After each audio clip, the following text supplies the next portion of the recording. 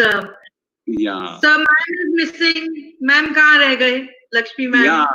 She's right now occupied in another work because we are sharing the work, because all the works we always share. That's why she conveyed her regards and our best wishes to you and all our friends, our Delhi Sangha and everyone. Yes. So we were actually hoping to wish her happy birthday because her birthday is just round the corner on the 6th of May. So we thought we'll have a nice celebration. Never mind, next time. Please convey our regards to her. And coming back to today, to here and now, sir, I would like you to explain about this topic, sir. To see the unseen, to hear the unheard, to feel the unfelt. What does this mean, sir? Yes, Sambika, this topic emerged when you have asked for the topic, Yes. because you planned for this live streaming session. You invited us, and we really thank you for that. It's Thank our you, sir. That's our bhagya. Thank you. Yeah, and that moment, I always close my eyes when I decide any topic, because I check with my intuition. Wow, So sir. this moment, the topic that came to me is see the unseen, feel the unfelt, hear the unheard.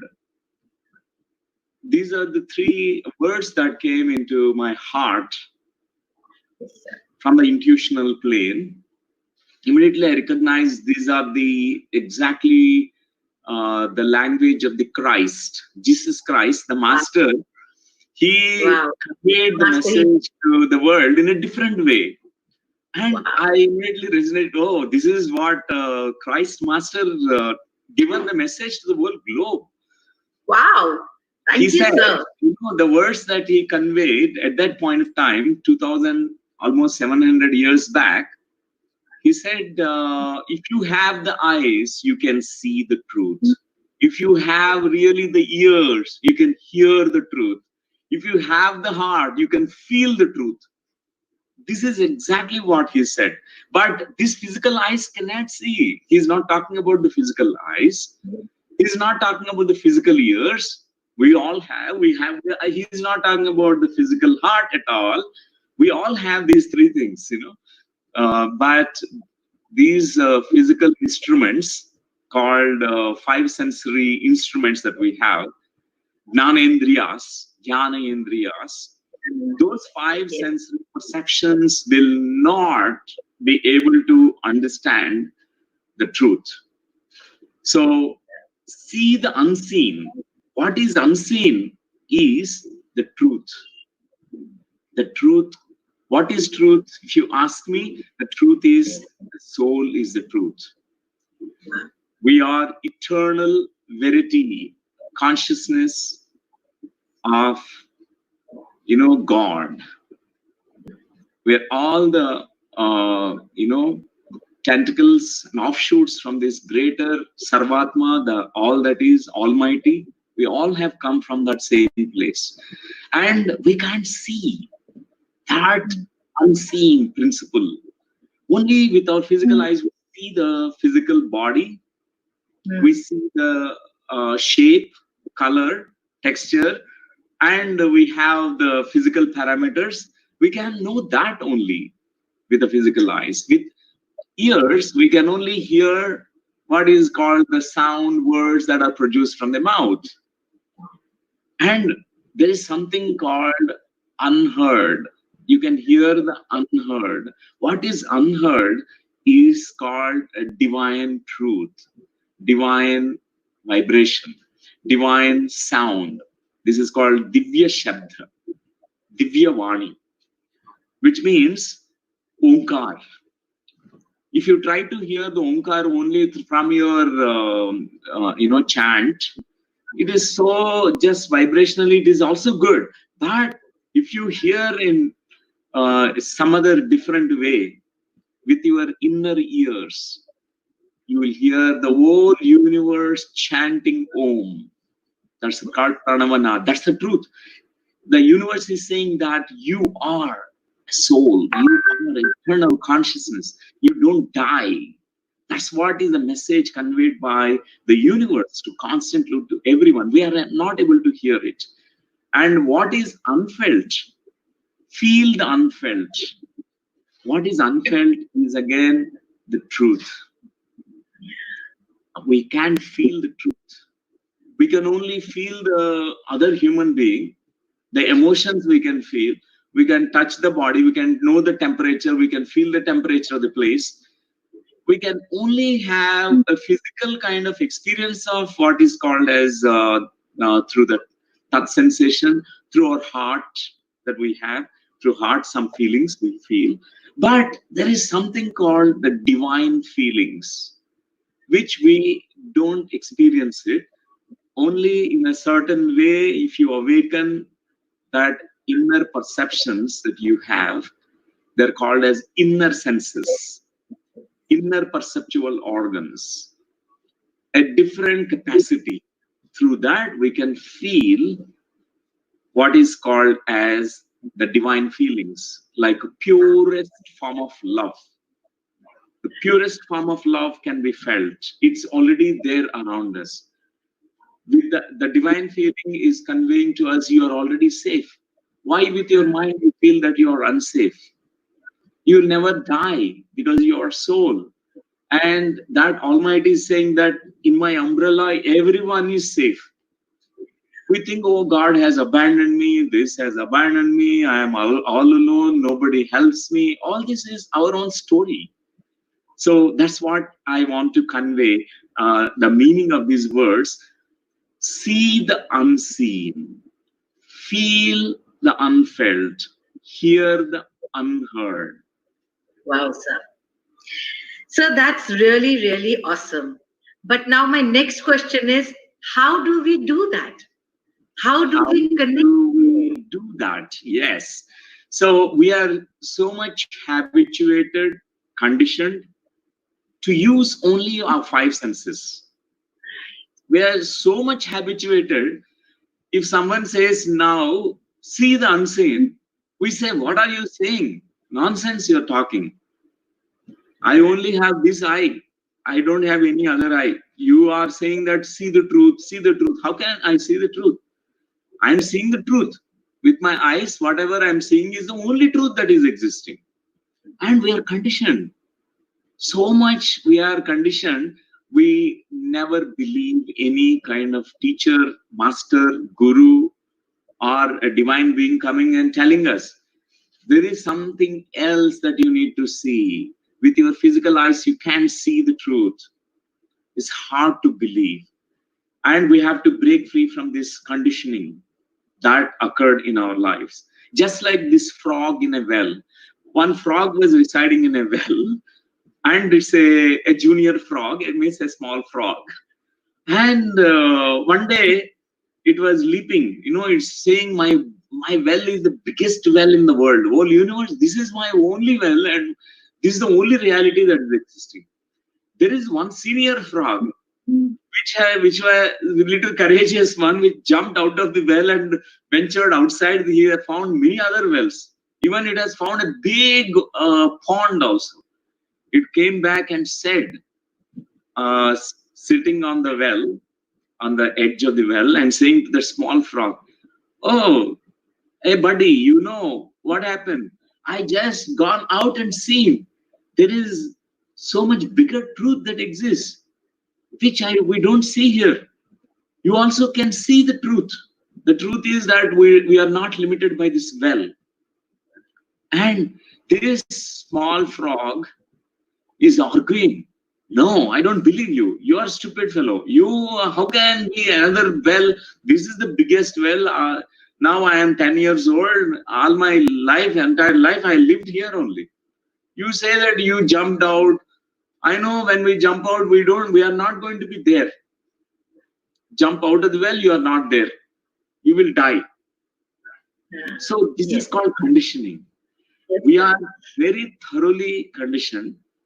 First goal is to realize that I am conditioned. Through my limited perceptions, I perceive only the limited reality, Right. a defined reality. We have quote unquote, and we say this is God, this is life, this is human being, this is what life is about. Nothing else is life. If someone says that life is much bigger and beyond this body, and we have much bigger life, vaster life, and soul that exists, our conditioning mind won't agree to it. We argue. So that's why this spiritual path is the way to break free from the conditioning. Right. That's why any guru you approach, the training that you receive from any guru is deconditioning. First, he will say that unlearn what you have learned so far. True, sir. You rewind, you just go back and clean it up. This all rubbish, what you have learned. Okay, you only see with five physical senses only this reality, but there is something else that exists outside this reality. That to see that, we need to awaken our inner intuition, inner potential of consciousness that exists inside. For that, meditation is important step. So it's a very essential for every sadhak, every spiritual practitioner to find out that deeper place within themselves, where in the deep silence, when the mind is silent, all the five sensory organs also they go into sleep. Because in meditation, what we do is we are shutting down our eyes, we are closing our eyes. We are not using our physical eyes anymore. We are also shutting down our ears. We are not hearing outside sounds. We are now slowly internalizing all the senses, all the five senses to go within.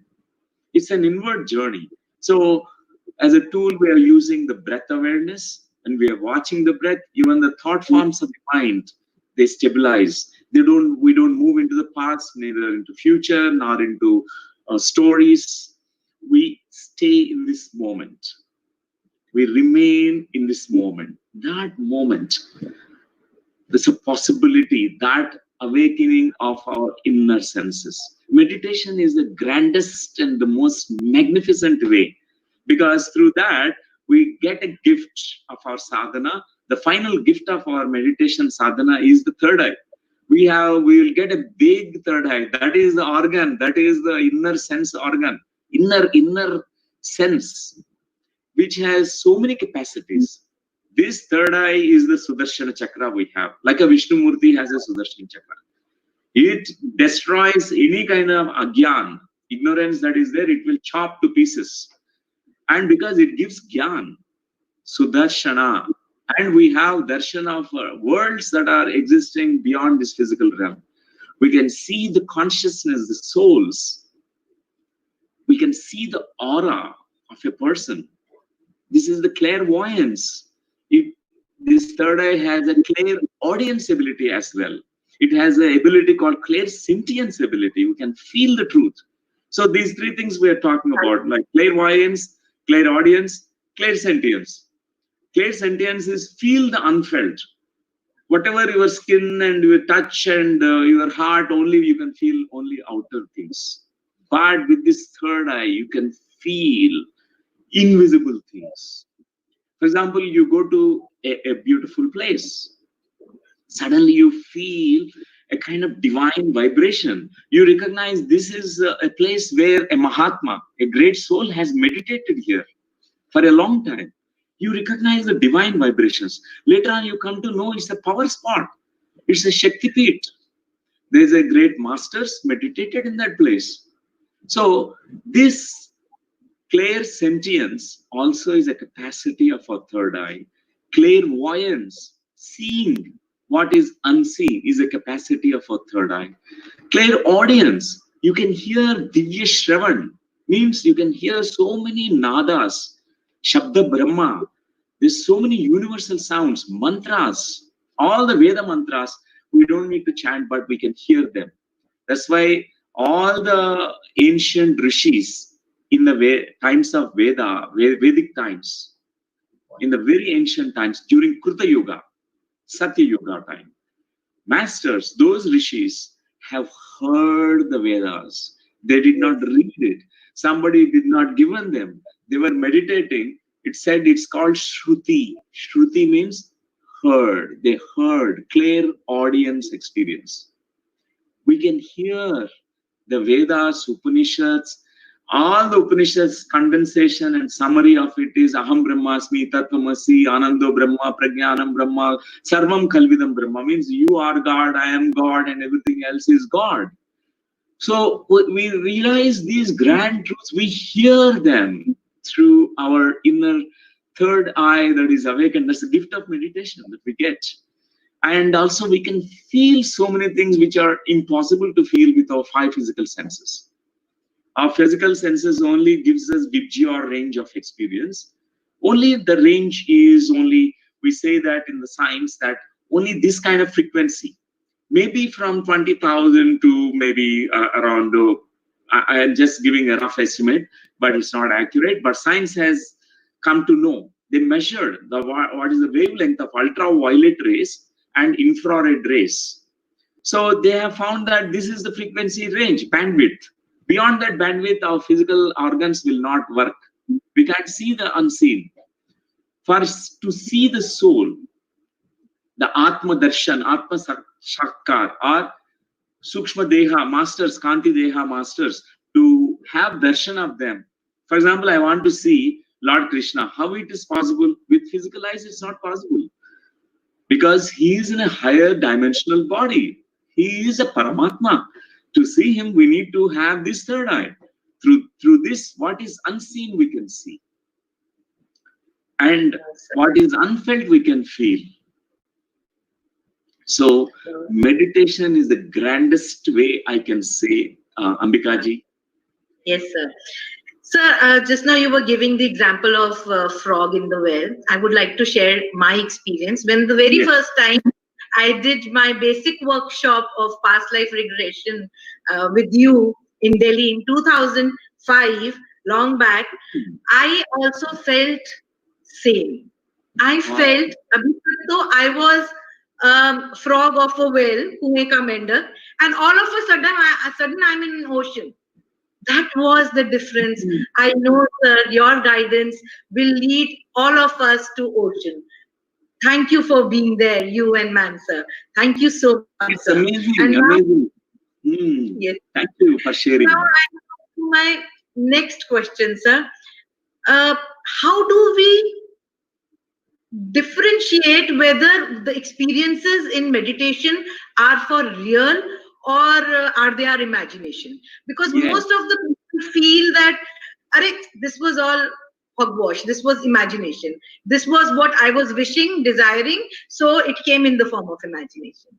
Yes, Ambikaji, because this doubt, almost every practitioner, every sadhak seeker gets this doubt. Initially, we need to have a very deep understanding about our own spiritual experiences. For that, I recommend spiritual scientific approach, scientific spirituality, spiritual scientific approach, spiritual science. What spiritual science says is, don't believe anything blindly. Be experimental in your consciousness. For example, for some vision you are getting, you don't need to blindly believe it. Initially cross-check, test like a gold merchant, how he tests, whether it is 18 karat gold, 24 karat gold, all that testing need to be done. Whether you receive a clear audience experience, a divine experience of sounds, some message is coming, check it, whether it is valid truth or not. Is it really, can I confirm it? Is it uplifting my spirit? Is it going to uplift everyone's growth? Is it going to serve a purpose? A blue litmus, it's called litmus test. We always need to have scientific temperament. For example, I tell you, I share my experience of my out-of-body experience. I come from an atheistic and completely non-spiritual, non-religious background. You know, by my name, Newton, everyone wonders, am I Christian? But no, I'm born in a Hindu family. I'm a Hindu. I'm born to. I'm proud to be born as a Hindu because I love my religion where I'm born. And but my father is fond of physics. He is such a champion in physics, and he said at a very young age, all my children must be scientists. So that's why he given all the names like Newton, and I totally got my father's whatever conditioning, like you don't believe anything blindly, be a scientist. Scientists won't believe. Scientists conducts experiments.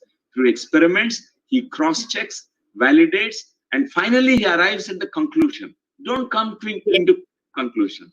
So because my father told that I have never seen God, that's why I can't say anything about God. Only if I see God and experience God, then I can say God. I really thank my father for this beautiful advice because I got the scientific temperament from my father.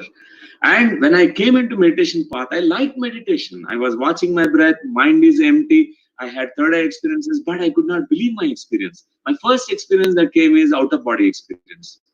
After my 40 days of meditation practice, Anapanasati meditation, one day I was outside my body and I was looking at myself. I thought it's my hallucination.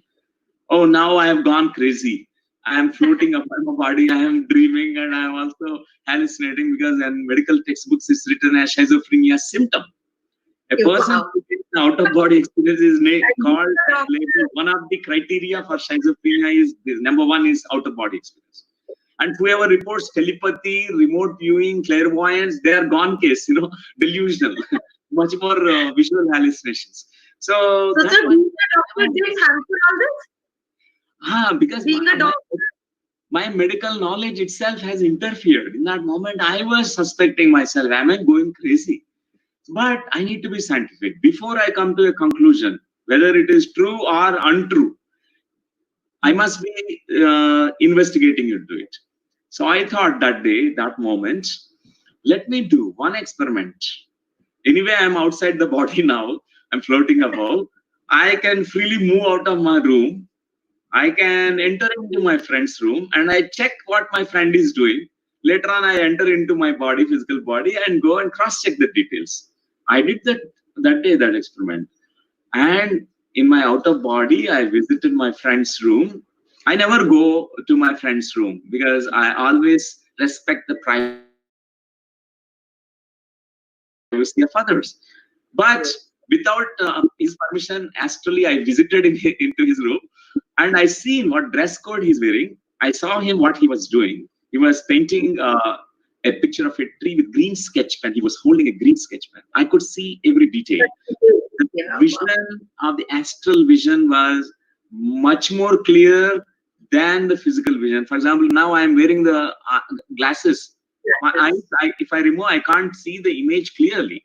But in the astral body, it is so clear, crystal clear, more accurate, more almost colors. Everything is so clear.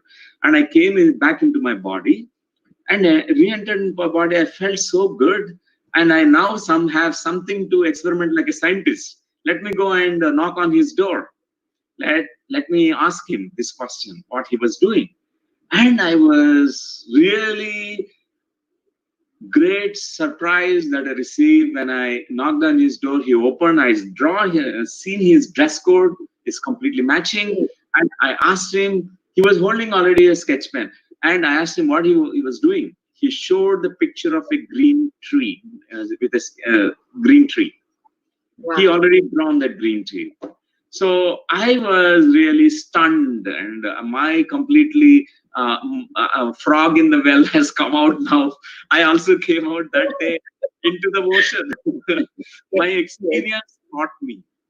My experience only with the experimental nature, with the scientific temperament.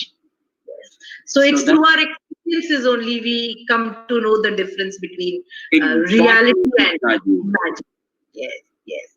Wow, sir. Sir, now this leads me to the next question.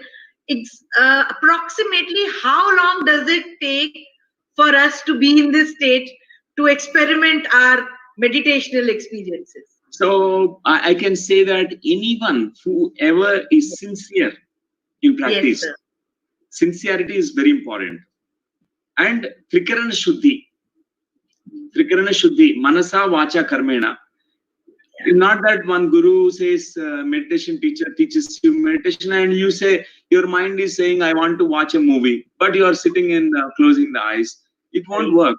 But you have to be so Trikarana Shuddhi, means Manasa Vacha Karmena.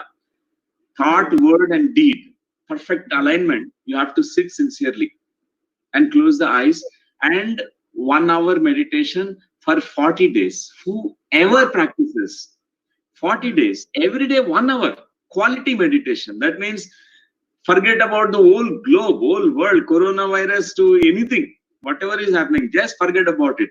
In that This. moment, you are actually looking into yourself. You are developing a beautiful relationship, friendship with your breathing. You are now diving deep into your own ocean of being inside you. That moment, lot of in meditation experiences will unfold, and your experimentations can begin at that point of time after 40 days.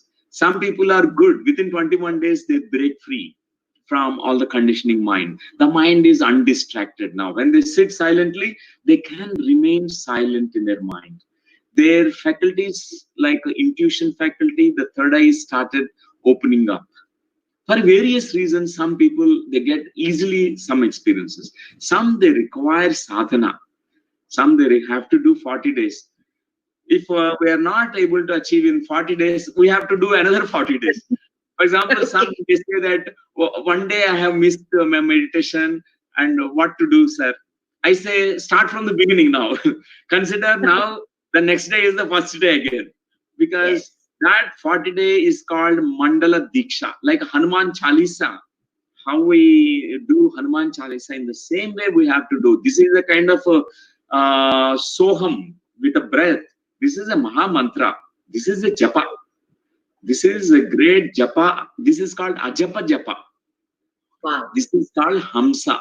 Swasa is called hamsa. Or shwas, breath is called hamsa. Hamsa is a swan.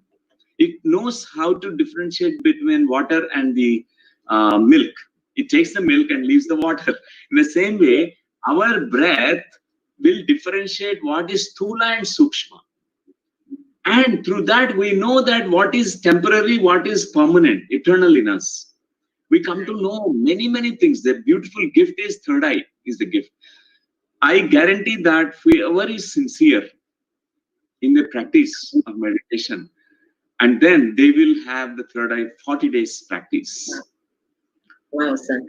Sir, this is very, very empowering what you've just said. But my next question now, thereafter, is what is the benefit of experiencing all this and listening to the unheard, feeling the unfelt, and seeing the unseen?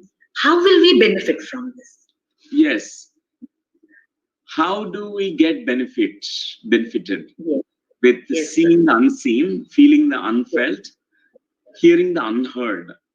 Because Yes, sir. only in this world, when we are thinking only this world exists, whatever that we are pursuing with five senses, we get suffering. We are limited by our perceptual organs. Perceptions we are getting from our own perceptual organs, it limits us. We get the definitely some certain fears, fear of change, number one, because Yes. we becoming old, decaying process, illness comes in the body. As we approach to the death time, the fear of dying comes. What happens after death comes, all that suffering exists. Mhm. And limitations, lot of limitations in the physical plane. It binds us, it makes us suffer more. And through activating through meditation our true nature, coming to know about our true nature, through having this big third eye, where you can witness yourself that you are an eternal soul, you will have no suffering at all. Suffering ceases from the life. Just like clouds, how they vanish. So far, the clouds of suffering are there around us because we think, oh, this is only the reality that exists. Suddenly, your third eye is saying, no, this is not the only reality. This is one speck, one particle, one small dust particle of the grandest reality that is existing. How many kotana kotla lokas are there? Means one crores and crores of lokas, sukshma lokas, many lokas, frequency worlds are there, which we do not know. And Bhagavad Gita, Lord Krishna has given Vishwarupa Darshan. Complete, he has shown his multi-dimensional nature to Arjuna. Look at me. I'm going to show you, demonstrate to you a fraction of my grander reality. If I show the much more grander than this, you will be unconscious. You cannot tolerate the vibrations of it. So I will show just a tiny portion of it. Even the tiny portion itself, where Arjuna was completely flabbergasted. He was gone into completely, something like that, Sir, we also want to be flabbergasted. We also want to hear some experiences of yours of astral travel in various lokas, something which you would love to share with our viewers. It work as these are very common. Yes, to inspire all my friends, definitely I can share, but they're all very, very small, very, very ordinary experiences. Means any meditator gets these experiences. It's not so much extraordinary. They're all natural, results, fruits of your sadhana, meditation sadhana. So one time I had the darshan of Lord Krishna.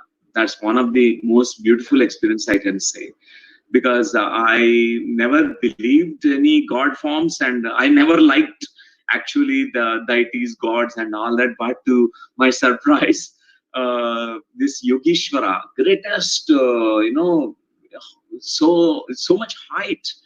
He's like a beyond. He was occupying whole cave. He was sitting inside a cave. It is looking like a more pyramidal cave, and I was waiting. And I could not see him. I could not recognize that he's Lord Krishna. He was in a bluish body. And immediately thought, oh, who is this person who is in the bluish body? My mind was trying to analyze and think, but nothing was coming because whatever pictures I have seen in Krishna, I could not relate with it. And I was waiting. I want to find out who that person is. He's in deep meditation. He was actually playing with me. Lord Krishna was a great tricky master, means he is making me to wait. He is testing my patience because a student need to be ready. A student quality, one quality a student need to have is patience. Lot of patience is required. He made me to wait for 3 hours. In meditation itself, I sat in front of him in meditation. I was in a different frequency world in front of him. Because in meditation, I was transported to a different dimensional plane. I was sitting in front of him. He was not opening his eyes, even though he felt my presence, definitely. He is such a great master. But he was checking me. He was testing me. I have to pass through the test. 3 hours I have to wait. And after he opened his eyes, immediately an instant recognition of who he is. Immediately the first realization that came to me is he is my parent self, means Purnatma, my oversoul. I could see a golden cord connection from him to my Sahasrara Brahmarandra. From here this golden cord is going and connecting me. He said, my offshoots are there, many people on the planet Earth. You are one of them.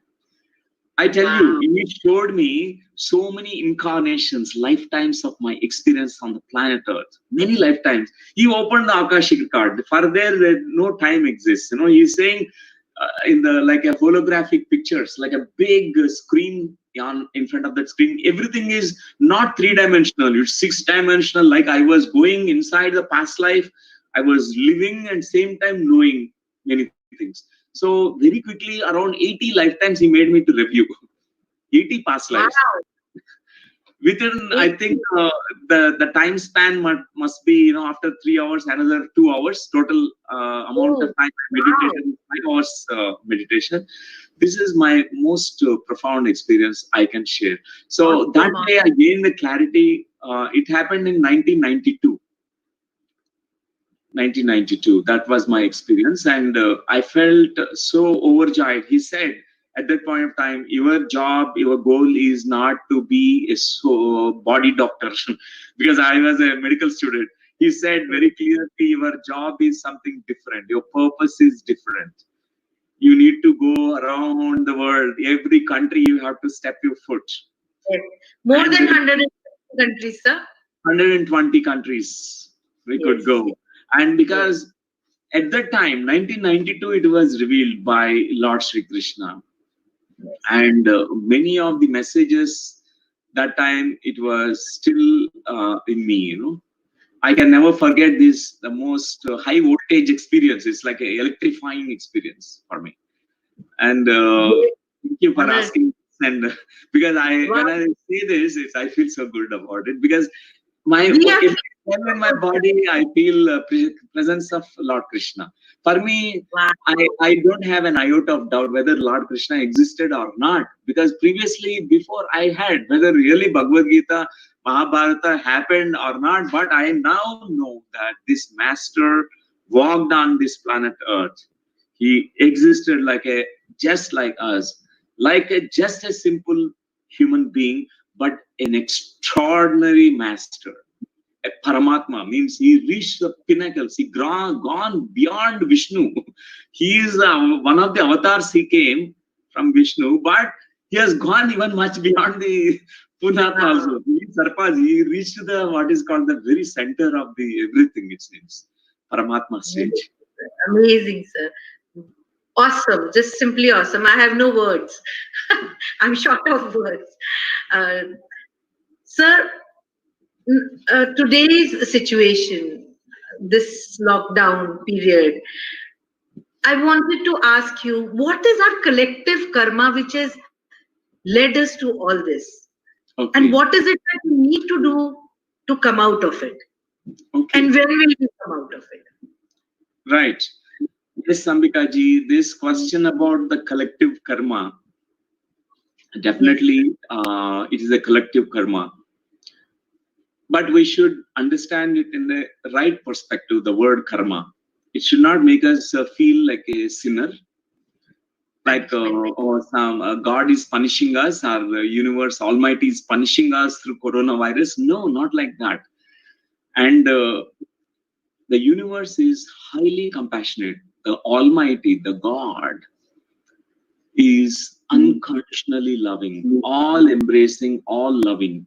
That's why there is no punishment system at all. Only there is education system here on the planet Earth. So definitely on the planet Earth, man has done some violations, trespassing the boundaries. Like one thing we did is not respecting other human forms, non-human forms like animals and trees and minerals. We started digging the mountains and destroying the beautiful mountains, and digging for all the gold mining and diamond mining and whatnot, all the ratnas and all the pearls. We destroyed the beauty of our All nature. And outside second world, is we destroyed the courses of our rivers. We want to just, uh, you know, change the course of the river and use it for our own selfish purposes, self-interests. But the river is for the every tree in the forest, and many animals they survive on the rivers. The river must go on its own course. It moves, bends, and curves and passes through many mountains and valleys and forests, and it gives water for everyone. Human is greedy. He wants the water, entire river water for him only, not for monkeys, not for tigers, not for elephants. We did that. All the manipulation, exploitation of the nature. All the honeybees, they gather the honey, and the man finally is a thief and he goes and snatches the honey. We take their honey.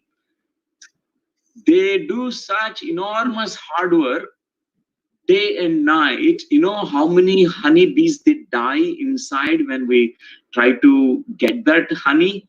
Many of us, we don't know. And Man also eating animals, killing the animals, slaughtering the animals, slaughtering the cows, slaughtering the chickens, slaughtering the goats. And our stomach has become a burial ground for the dead bodies of these animals. These words of Bernard Shaw, he talked about it. He said, man has made this stomach as a burial ground. He is taking all the slaughtered animals and dead bodies. It is the really cruelty of the human being. But our Bhumata, our Mother Earth, Gaia, is so compassionate. Only she need to just shrug her shoulders, we'll be gone. She could have been creating one earthquake. We are complete massive. All the human beings will be gone case.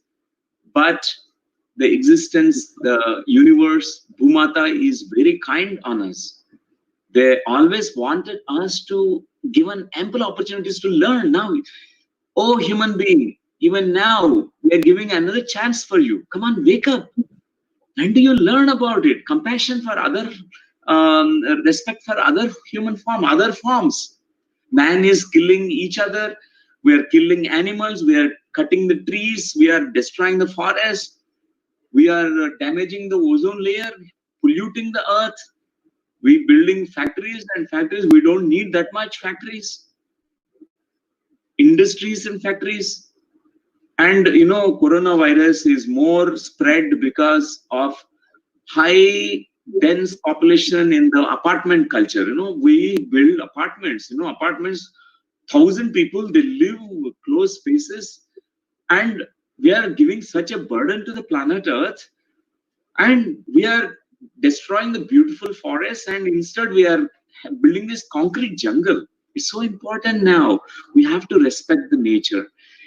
Instead, we need to have a beautiful life coexisting with the nature. This is the one important lesson. Coexistence. Not only with the other human beings, but coexist with plants, minerals, coexist with animals. They are our brothers and sisters. So important lesson. And respect them. They are not our food. Fruits of nature, fruits given, offered by trees, is our food. That's our natural food. Our digestive system is equipped to digest that. And another lesson, important lesson is, human being has become arrogant. That's why this coronavirus, not even few milligrams weight. In the electron microscope, we have to really see. It's very difficult to see. Smallest virus, it is almost shaking every human being. Almost we are 7.8 billion population around the globe is just trembling. And it is telling you, fellows, you are nothing in front of me. You be humble. Be humble in front of the nature. This is such a divine universe. Respect this universe. Be humble. And coexist, cooperate, collaboration, and also co-harmony, co-meditation, compassion, all co means join. Bringing all together,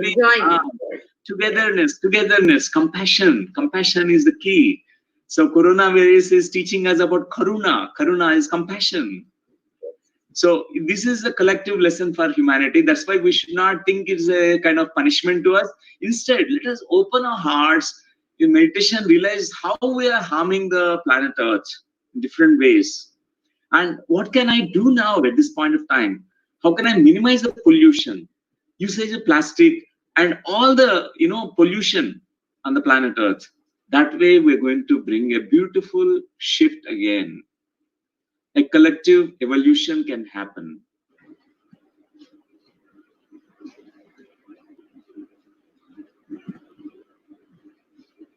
Hello, Ambika. Yes, sir. It was a small glitch, sir. That's why I just went off for a little while, but I'm back now, sir. It's fine. Yes, but I could hear everything that you were saying, sir. And so now we just have, I know you have another Telugu session which you have to do now after this. So, but may I request you of a very, very small meditation for all of Sure, us? So, definitely. for the, on this topic itself, Yes, sure, we'll do that. So yes, let's sir. sit down Yes, in sir. comfortable posture, and Yes, you have sir. to join your hands together and keep it in your lap. Yes. Yes, And yes, you can close your eyes. If you're wearing your spectacles, you can remove your spectacles. yes. You don't need spectacles during meditation. And then after you close your eyes, bring your attention to your in-breath and out-breath. Pay attention to your normal, natural breathing process.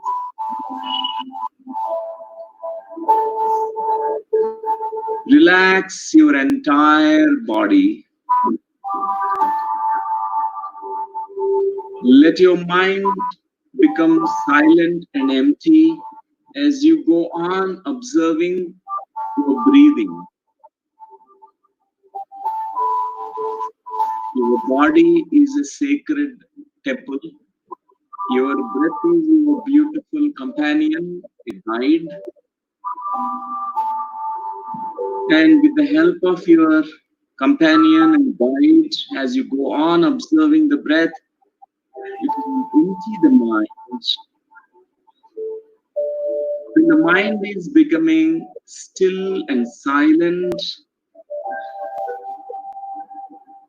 all the stressful thoughts, all the tensions, pressures, all that is totally transforming into this serenity, tranquility, and relaxation. Observe this beautiful relaxation that is spreading in your body and your mind. And as your mind becomes now totally silent, notice that there's a greater cosmic energy that enters into your physical system. We all have on top of our head Brahmarandra, a crown center. This is like an antenna.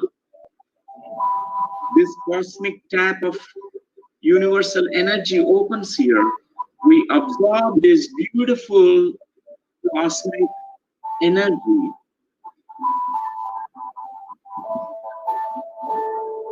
Let us completely receive this energy in this state of zero mind, empty mind, silent mind.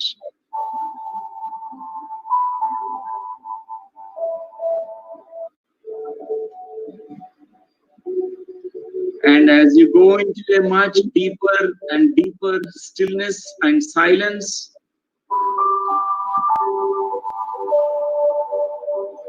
your consciousness rises above from the physical level, from the mental level, from the emotional level.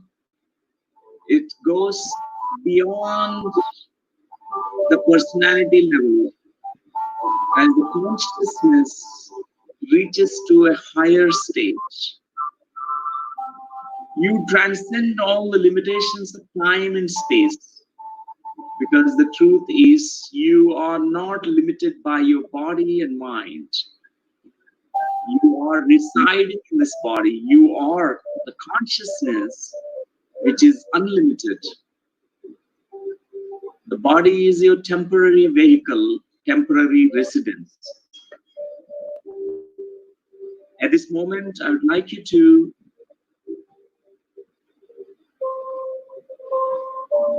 give all your attention to this consciousness which is beyond time and space, beyond body and mind. That moment, there's something that happens in your spinal cord. The energy which is locked down in your Muladhara chakra, it suddenly opens its gates. The first Gandhi called Brahma Gandhi is open and Sushumna Nadi is activated. And the energy, which is sleeping serpent and energy, gets awakened. It moves upwards from Muladhara chakra. It moves to the Swadhisthana.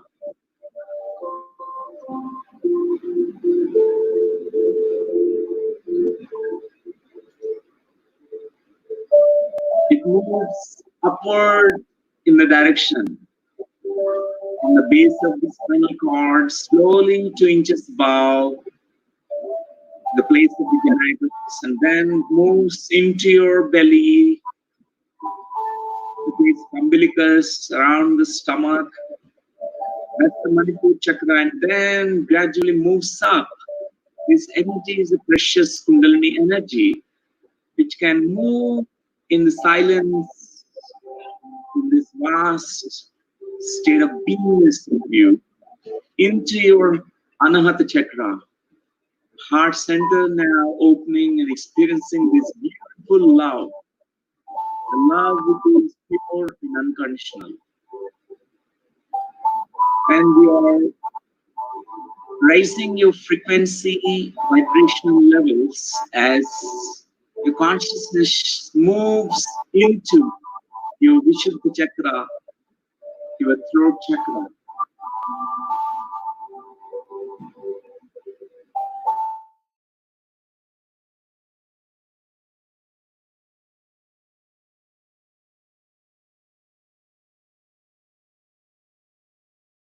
There.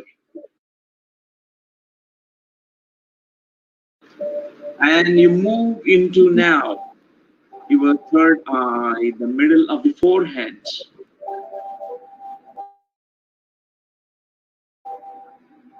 This third eye, this is called Jnana Chakshu,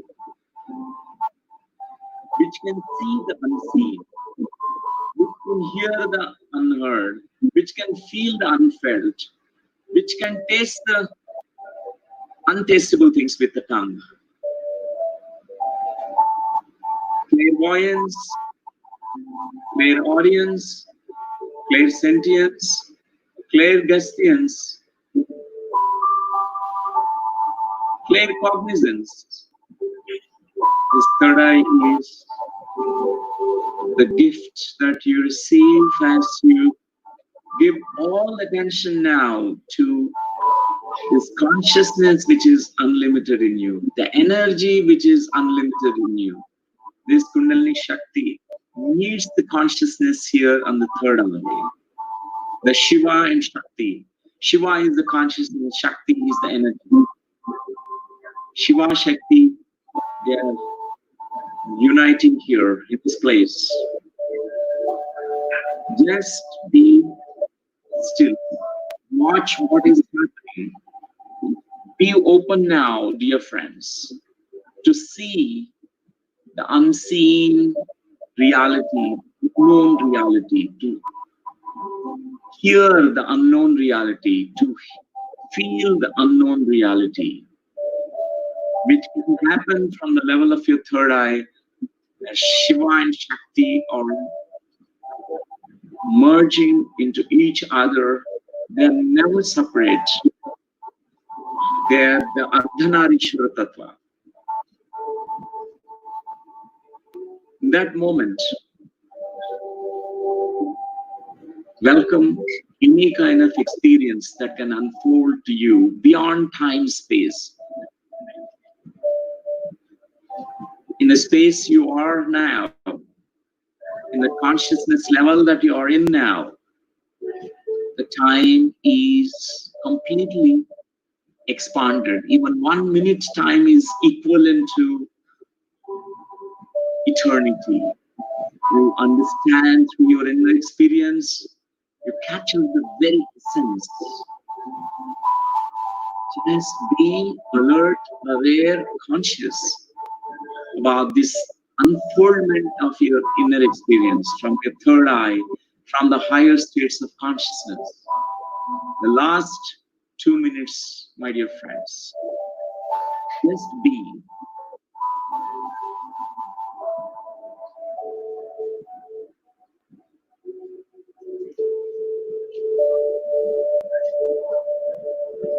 Just be.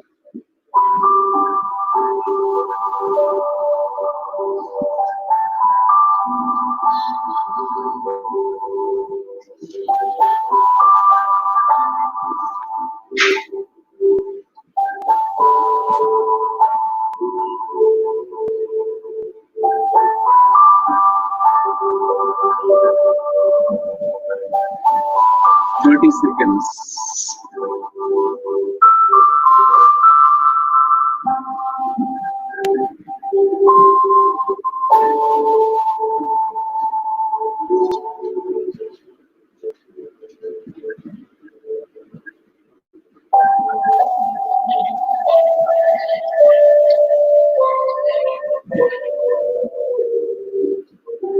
Now, from that high states of consciousness, you can gather all the insights that you gained, the experience that emerged in you, recalling, capturing the very essence of this experience. Let these inner messages and insights that you gain from this experience, you can bring back into your waking state. 5, 4, 3, 2, 1, 0. Okay, my dear friends, whenever you are ready, placing your hands on your eyes, touching your eyelids for a few seconds, slowly with this beautiful inner smile coming from your consciousness, from your heart, from every cell in your body, can open your eyes. That's wonderful, wonderful. Thank you, sir. Thank you. It was amazing, blissful, peaceful experience. Thank you, sir. Thank you so much. Wonderful. I convey thank you to you, to Soul Setu Foundation, and for entire team, the Delhi Sangha, and beautiful work that you are all doing together in Delhi, spreading the message of the masters, many ancient masters, our rishis and yogis. Thank you, Ambikaji, for giving me this opportunity to share.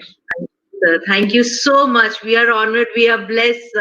And on behalf of the entire Soul Setu team, I am just the face. We have so many of us working behind to make this possible. I thank you. Our pranams. Thank you. Thank you. Thank you. Thank you, sir. Thank you so much. Thank you. So, dear friends,